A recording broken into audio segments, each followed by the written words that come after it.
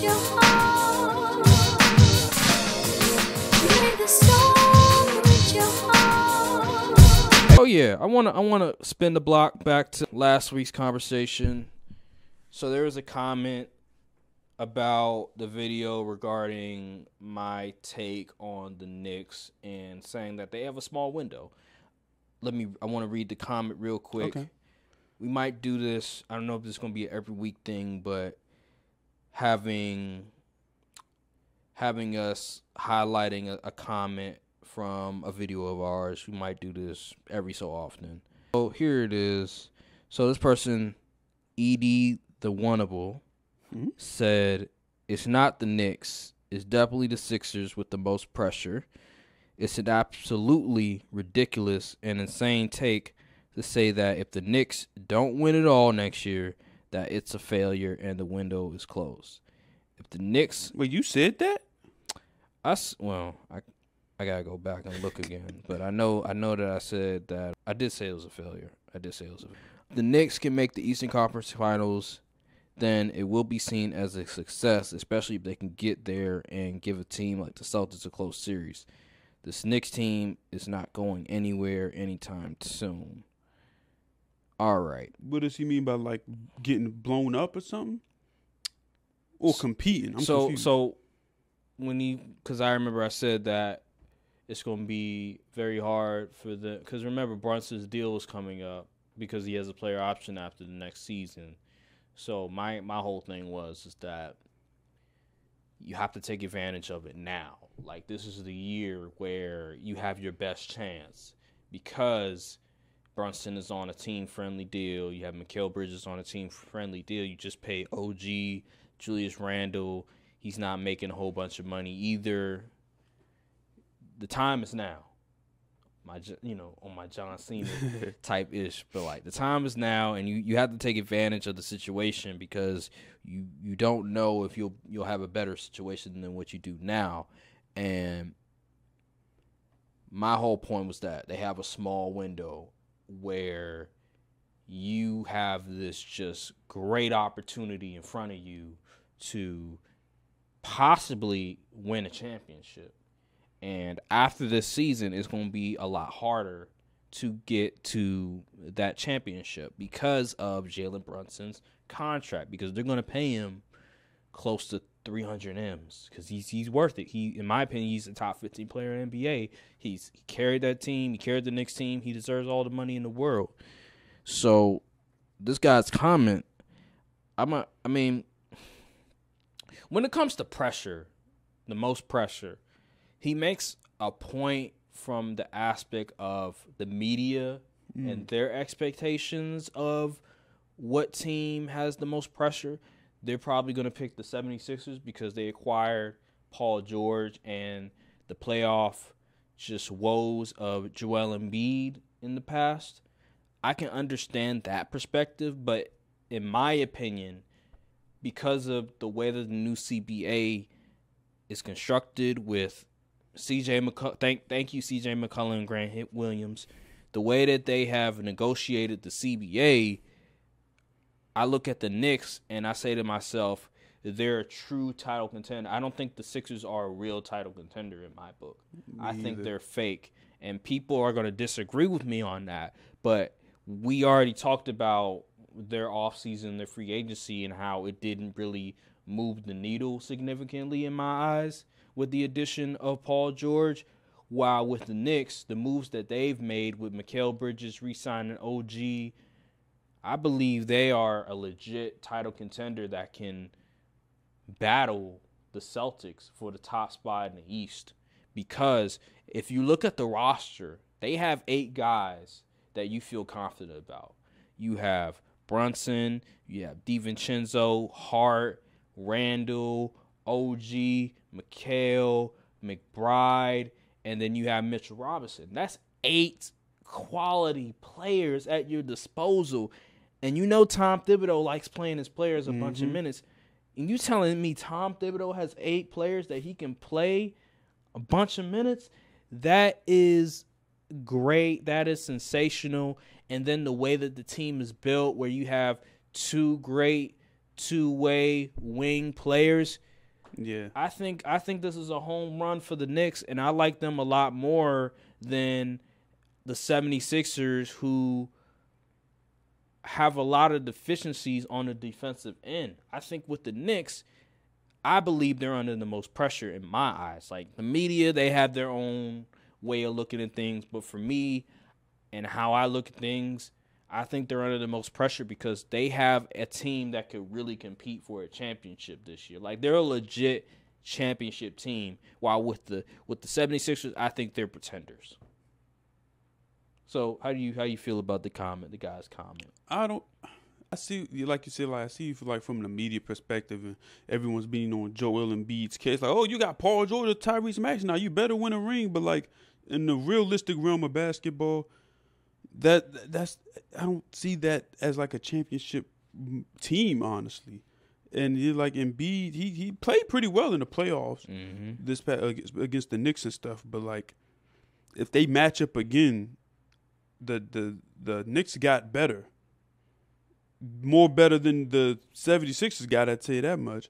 So, I mean, I don't think they really moved the needle significant enough to be better than a Boston or a New York. Yeah. So, I mean, I don't agree. I don't really agree with that part. Yeah, and then, I mean, there was another comment by OBJYN788. Pretty much said that there's other teams under more pressure to win than the Knicks.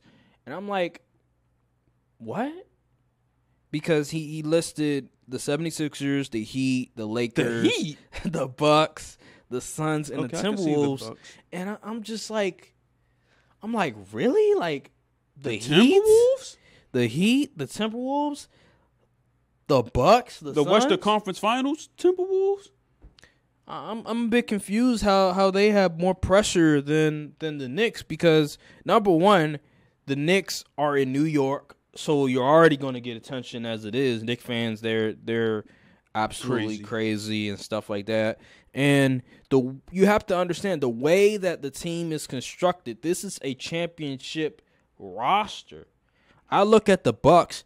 Giannis already won a ring, ladies and gentlemen. Like, Giannis's legacy is solidified. Like, he has 2 MVPs. He has a Defensive Player of the Year. He's made All-NBA first team so many years, All-NBA defense so many years. Giannis's career is solidified. He's a top 30 player all time. While 20. Oh, you have him 20 already. Well, just to be safe, I'm saying top 30. But he's a top 30 player all time. Like, Giannis is safe. And then you have Chris Middleton, who won a ring. So, like, you have your 2 top guys won a ring already. I don't know how they have more pressure. I get the Dame trade, but let's be real. Like, Giannis won a ring already, so I don't understand where there's pressure. There's more pressure than a Knicks team that hasn't won a championship in 50 years. Like, I don't understand how it's more pressure because the Celtics just won.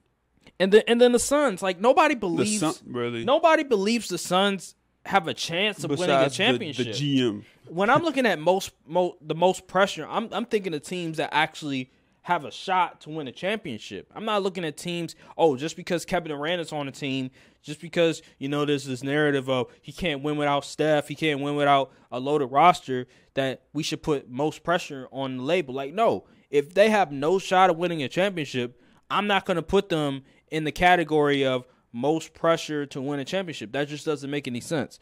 And then I'm looking at the Timberwolves. The Timberwolves, yeah, they made the Western Conference Finals, but Ant is still young. Like, he's still not fully developed yet. They still have time before I start saying, all right, Ant, it's time for you to win that ring. And I look at Ant and I'm saying to myself, he's not on the level of a Joel Embiid, a Luka, a Giannis, a Nikola Jokic, where I'm like, all right, bro, you're so talented. You're a top 5 player. You're in the top 10. You're a superstar now. You've excelled into an MVP caliber player. You got to win a ring now. I'm not looking at Ant like that because he still has some growing to do. So the Timberwolves, I disagree again. Like, I'm not going to put them as the most more pressure than the New York Knicks. Are you kidding me? Because the Knicks, they have constructed a team that can really challenge the Celtics. And people will disagree with me. But if you know basketball in the way that it is in the 2020s, They have constructed a really good 2020s version of an NBA team. And they have a guy that you can go to in the clutch. He'll make clutch shots, and he can carry your offense. I'm not trying to hear it. Miami Heat, get out of here with that. Ain't nobody trying to hear that. The Lakers, everybody knows the Lakers' title window is closed. Why are they even in this? Just because LeBron and AD are in there does not mean, and just because they're the most popular team in the NBA and have the craziest fans does not mean they have the most pressure. Stop it. And the 76ers, if you want to argue 76ers, have at it, but I disagree. I think the Knicks have more pressure in my mind. But if you want to go the media route, then that's different. Then the media is definitely going to put them as the most pressure team to win. You can easily tell who watches sports talk shows when you look at these comments versus people who just have their own original takes, because some of this stuff doesn't make sense. Like the Lakers are under pressure to win a title. They ain't moving with any type of urgency. Exactly. Like I just don't get the argument. Like the argument, I can kind of understand with the 76ers, but everybody else, it just doesn't make any sense. I don't think they understand what the most pressure. You can't say the most pressure and then list off 6 teams. Like it doesn't even make sense. When I think most pressure, I'm thinking of like teams that are actually title contenders. Like you have to be in the realm to even enter that conversation. And then like I'm looking at, okay, the best player, are they ready? Are they ready? Are we looking at them like, all right, like dude, you've been in the league for a minute now. It's time to go. It's time to go. He said the Suns. Oh, good. Remember we got cooked? They tried to cook us in the conference saying the Suns wasn't like that, and they wasn't getting far in the playoffs. Yeah. They try to cook us for that. Yeah. I mean, maybe there's an argument for the Timberwolves because they did make it to the Western Conference Finals, but I still have the Knicks over them. I'll say the Timberwolves are in the top 5 most pressured team to win, but I don't think they're over the Knicks. Because I look at the Knicks and the East, besides the Boston Celtics, if you want to put Philly in there, fine. But besides the Boston Celtics, this is really not a huge threat. Like Giannis is great, but everybody else around him, they're old. They don't have much versatility. Coaching. 76ers, we already mentioned. Like they don't have much defense. Yeah, coaching as well. So, Pacers still don't have any defense. They don't have any defense. So. Have they even made a single move?